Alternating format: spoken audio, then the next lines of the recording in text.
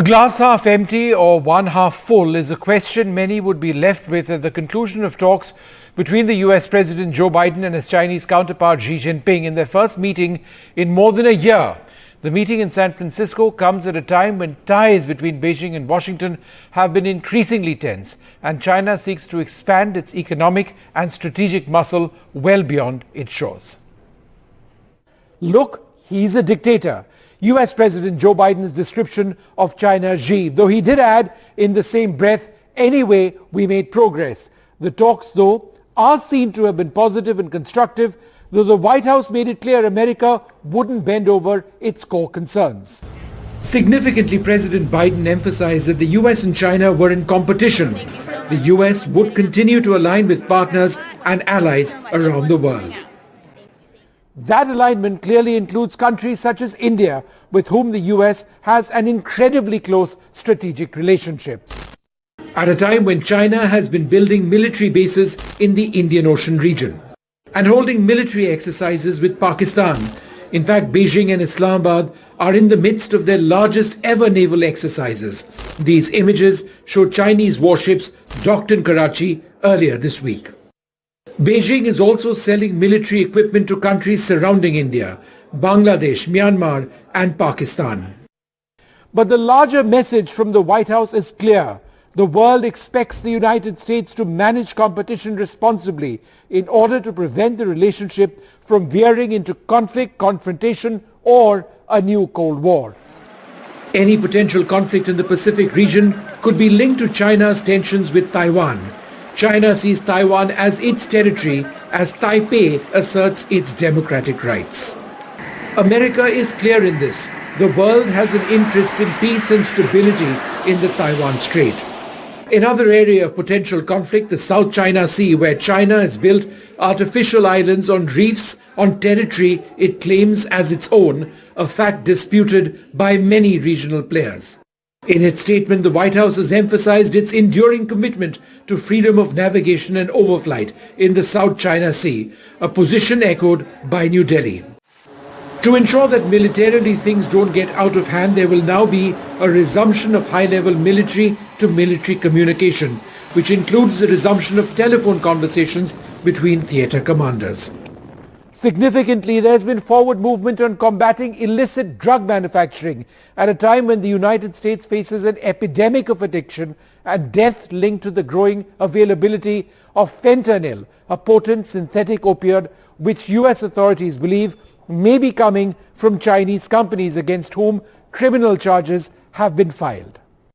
Both sides will also discuss the risks of artificial intelligence. Vishnu Shom for NDTV. Well, joining us now, Einar Tangen. He's a senior fellow at the Taihe Institute. I'm also joined by Dr. Jonah Blank, ex-advisor to Joe Biden. Mr. Tangen, Mr. Einar, let me come to you first. Do you believe that this is the breakthrough that the United States and China were really waiting for? This meeting has come more than a year since they met last. Do you believe that this is all headed in the right direction?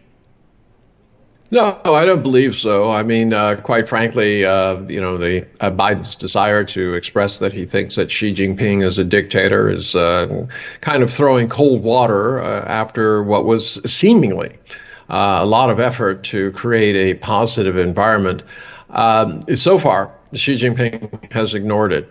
He had a meeting after that with the corporate America, who was very anxious to hear him speak. And he's also stressing people-to-people diplomacy, which is really about reaching out to the American people and trying to disabuse them of this idea that somehow China is out to conquer the U.S. or anybody else.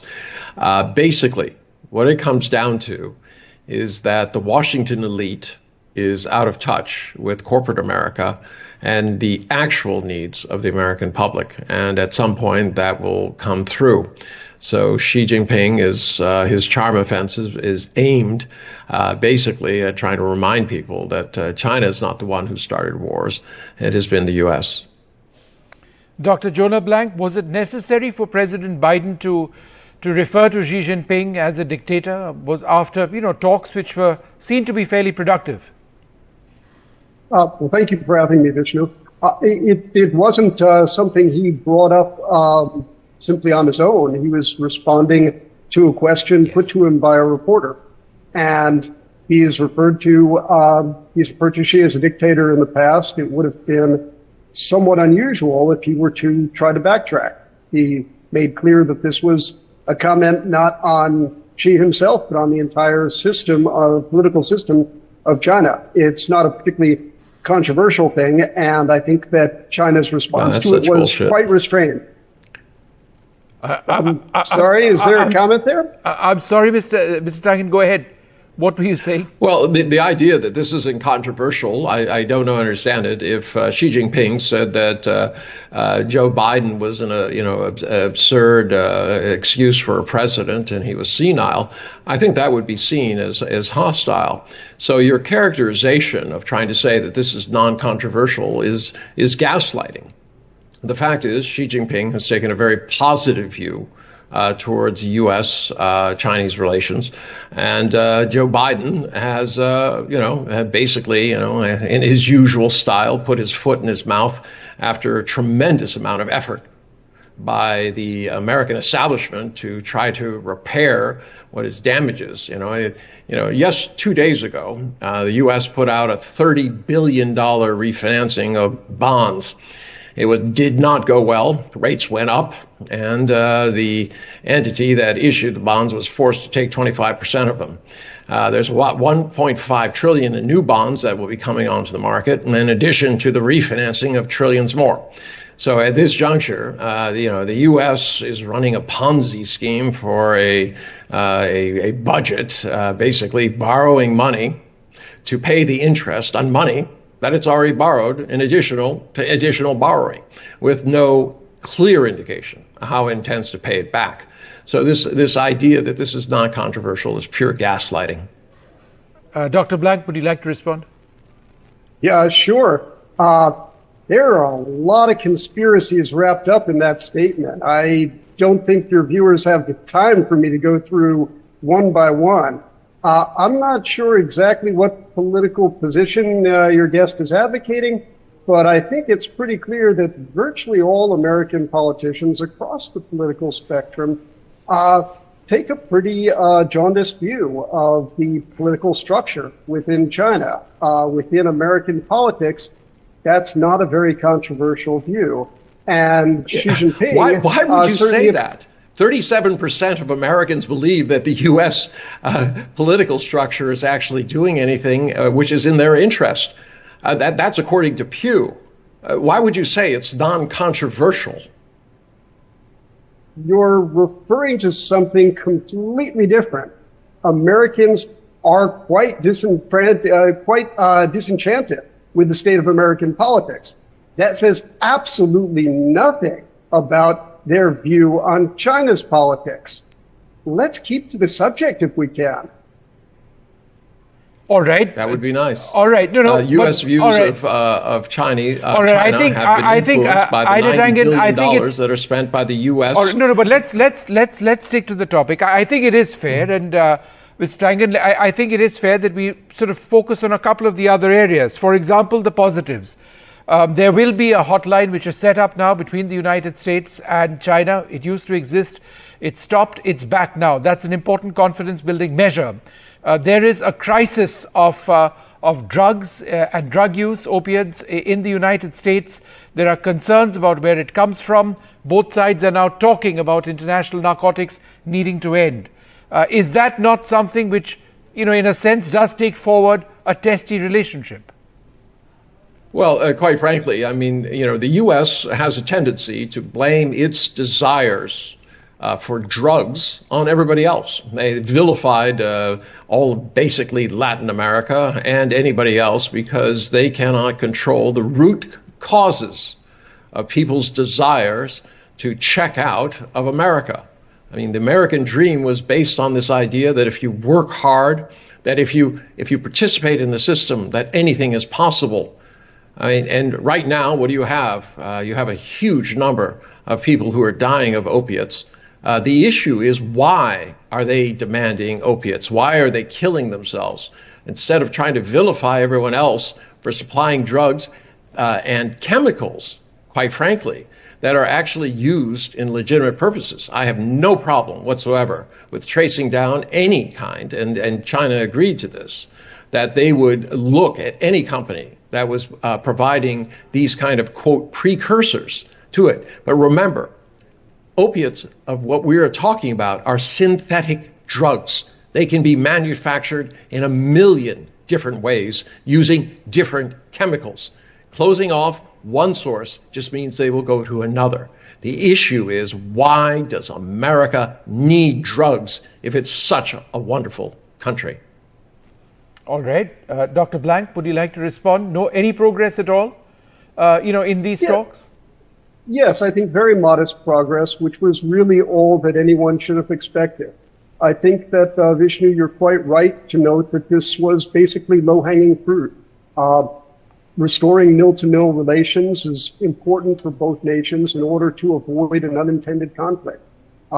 Some of the agreements on fentanyl precursors are not a major issue. They do have an important U.S. domestic political impact. All of these things really are quite modest, but I think that that's really what anyone should have expected at best. Didn't answer the question about why Americans need drugs. No, well, that's not really the topic here. I'm happy to talk about. Oh, really? I don't think that's really. I don't think that's what. No, but Dr. Blank, it did come up. It did come up as. The question is, why do you need them? It did come up. It did come up in terms of what was achieved.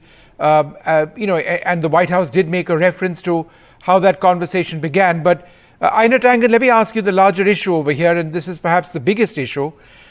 In the statement from the White House, there is a hope that the relationship doesn't, and I quote, veer into conflict, confrontation, or a new Cold War. Is it your worry, is it your concern that that is exactly where the relationship is headed, if it's not already started that? Yeah, I do have that concern. I mean, you have two very, very different approaches to this. Xi Jinping said he wants to avoid any kind of conflict, that he wants a win-win way of doing things, and he wants cooperation. The Biden White House has said that we want to manage conflicts, which means that they anticipate that there will be conflicts. They say that it's basically a zero-sum game, and that cooperation is out of question unless it's on U.S. terms. So, American exceptionalism, everything about what Francis Fukuyama said about the end of history and that there's only one system, the U.S. system. Well, it hasn't worked out, but, in Washington, they're still clinging on to this, whereas the American public is running out of patience with the elites in Washington who are pushing ideological, basically, angels on the head of a pin, rather than the realities of American life. And meanwhile, corporate America is very dissatisfied with the fact that their markets are being closed off for no apparent reason. Dr. Blank, your last word. Do respond to Einar Tangen. Yes. Thank you. I think that your guest is mistaking the American public for corporate America. The two are very, very different. The American public has a much more adversarial take on China than, quite frankly, the political leaders, let alone the Washington elite, do. If I were simply managing all affairs, I would be more inclined to favor a more cooperative approach. That's not where the public is, though. And the idea that the American public is crying out for a more cooperative approach is simply fiction. You're twisting it. All right, look, very strong opinions on this program. I think the world is looking on at the United States and China, and with the hope that things stabilize somewhat. It's been a difficult relationship.